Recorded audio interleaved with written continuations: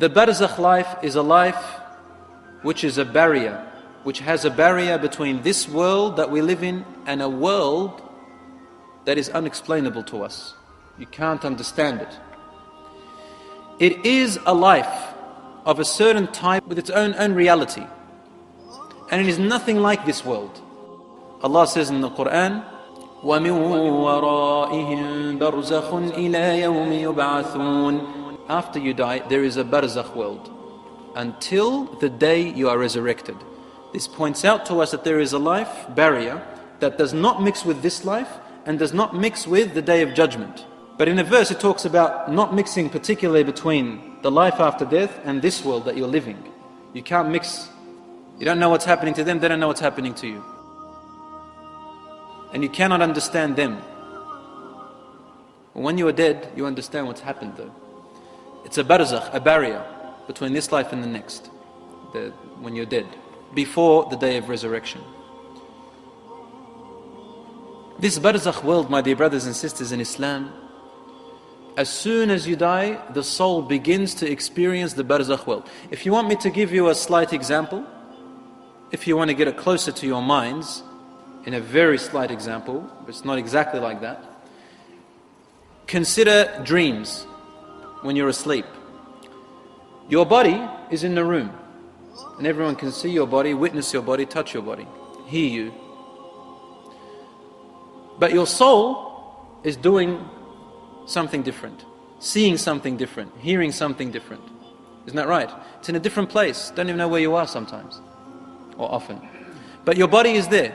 To the living person, the person who is awake, all I can tell you is, I see a body that's sleeping. But you're in a whole different world. Some people are sleeping, they don't even know that they're sleeping. They think it's reality. And some people know that they're sleeping when they're dreaming. Have you ever experienced that? You know you're asleep? So the Barzakh world is similar to when your soul goes out when you're asleep. Similar. You don't require oxygen. Have you ever seen yourself in your dream underwater? And you're talking? Okay, sometimes it's a result of the brain, we know that. But also the soul does go to places where the soul doesn't need to survive on what your body survives. The body survives on food and oxygen, but the soul doesn't. So if you can understand dreams, you can understand the Barzakh. As for me, I don't think anybody understands the phenomena of dreams and the way the soul comes out when you're asleep. And similarly, we cannot comprehend the Barzakh world. This Barzakh world, my dear brothers and sisters, is a temporary station between here and the hereafter, the day of judgment. In this temporary Barzakh world, a person is able to find out if they are going to heaven or hell.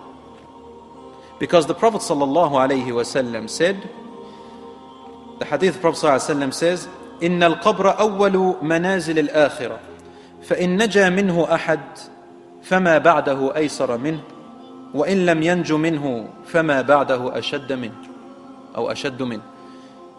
The grave is the first part of the hereafter, of the day of judgment. If he or she is saved from the punishments and torments of the grave, then whatever is after it is going to be better and easier. He'll be saved from more bigger things.